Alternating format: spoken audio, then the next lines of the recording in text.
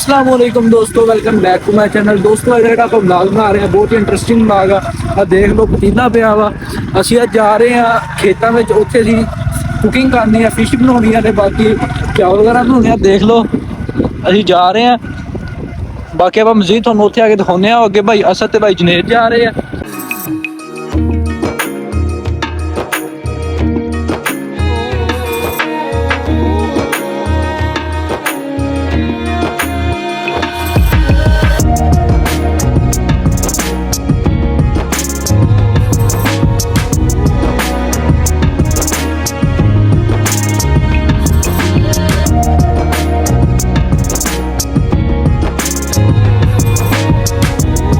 नाजरे नहा डिग पिया सीगा, भाई ने रोकिया, भाई चलते हैं, चले गए। फ्रेंड्स का लोकेशन देखो माशाल्लाह कितनी प्यारी है। बाकी आपां हुण इत्थे बनावांगे। आ देखो कि असीं इत्थे बर्तन वगैरह लिआए हुए हैं। देखो ये इत्थे फिश बनेगी, सब कुछ लिआंदा इत्थे। ते देख लो माशाल्लाह मछली, सारा कुछ घरों तैयार करके मसाला वगैरह ला के आए हैं। बाकी इत्थे पतीला वगैरह चावल भी बनाने हैं। ਅਸੀਂ ਹੁਣ ਬਾਲਣ वगैरह इकट्ठा कर रहे हैं।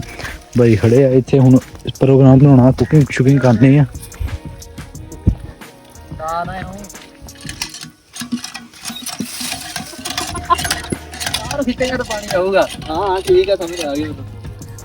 लो जी नाज़रीन, मैं ते भाई असद आ देख लो जा रहे हैं बालन की तलाश नूं। ਅਸੀਂ ਹੁਣ ਲੱਕੜੀਆਂ ਵਗੈਰਾ ਲੱਭਾਂਗੇ। ਦੂਸਰੇ ਭਾਈ ਉਹ ਉੱਥੇ ਸਿਸਟਮ ਚੁੱਲ੍ਹਾ ਵਗੈਰਾ ਦਾ ਸਿਸਟਮ ਕਰ ਰਹੇ ਆ।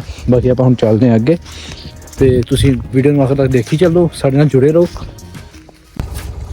ਲੋ ਜੀ ਫਰੈਂਡਸ, ਅਸੀਂ ਇੱਥੇ ਤੱਕ ਪਹੁੰਚ ਗਏ ਆ। ਟਿੱਬੇ ਹੀ ਟਿੱਬੇ ਆ ਦੇਖ ਲਓ। ਸਾਨੂੰ ਹਾਲੇ ਤੱਕ ਕੋਈ ਬਾਲਣ ਜਾਂ ਲੱਕੜੀ ਨਹੀਂ ਲੱਭੀ। ਉਹ ਉੱਥੇ ਸਾਰੇ ਪਾਰਟੀ ਵਗੈਰਾ ਹੋ ਰਹੀ ਆ, ਕੁਕਿੰਗ ਕਰਨੀ। ਅਸੀਂ ਉਹ ਉੱਥੋਂ ਸਾਰੇ ਰਾਸਤੇ ਤੋਂ ਹੋ ਕੇ ਇੱਦਾਂ ਘੁੰਮ ਕੇ ਆਏ ਆ, ਸਾਨੂੰ ਕਿਤੋਂ ਕੁਛ ਨਹੀਂ ਲੱਭਿਆ। ਭਾਈ ਅਸਰ ਚੱਲ ਗਿਆ, ਹੁਣ ਆਪਾਂ ਵੀ ਉਤਰਦੇ ਹਾਂ। ਦੇਖ ਲਓ ਨਾਜ਼ਰੀਨ, ਸਾਰੇ ਟਿੱਬੇ ਹੀ ਟਿੱਬੇ ਆ।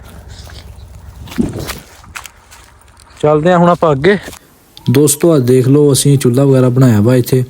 ਆ ਦੇਖ ਲਓ ਥੱਲੇ ਜਗ੍ਹਾ ਨੂੰ ਮਿੱਟੀ ਵਗੈਰਾ ਕੱਢ ਲਈ ਆ। ਬਾਕੀ ਹੁਣ ਇੱਥੇ ਅਸੀਂ ਬਣਾਵਾਂਗੇ। ਆ ਦੇਖੋ ਬਾਲਣ ਵਗੈਰਾ ਟੁੱਕਣ ਲੱਗੇ ਆ। ਆ ਦੇਖ ਲਓ।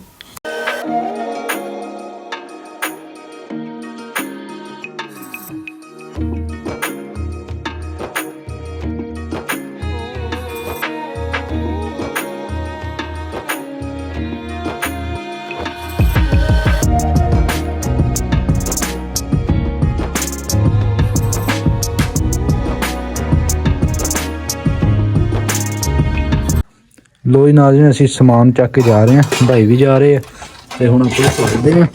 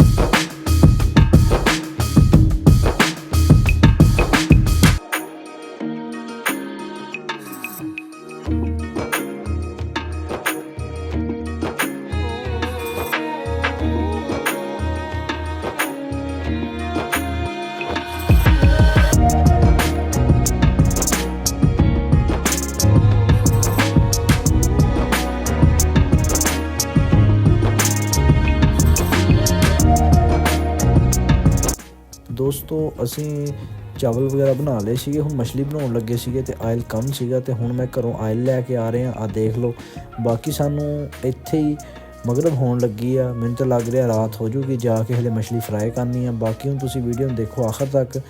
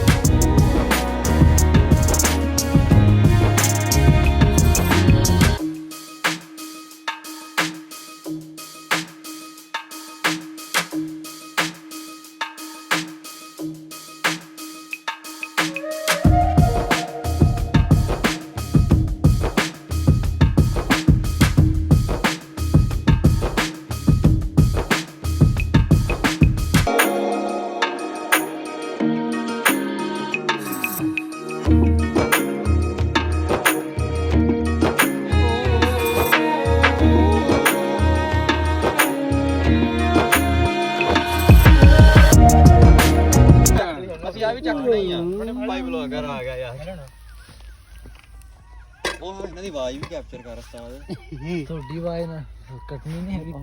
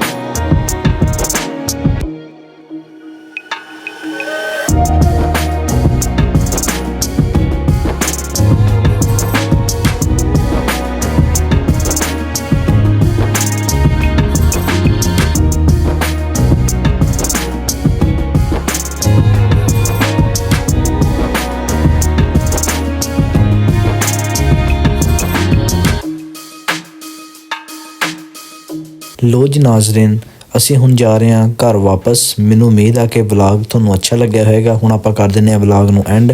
ਅੱਲਾ ਹਾਫਿਜ਼।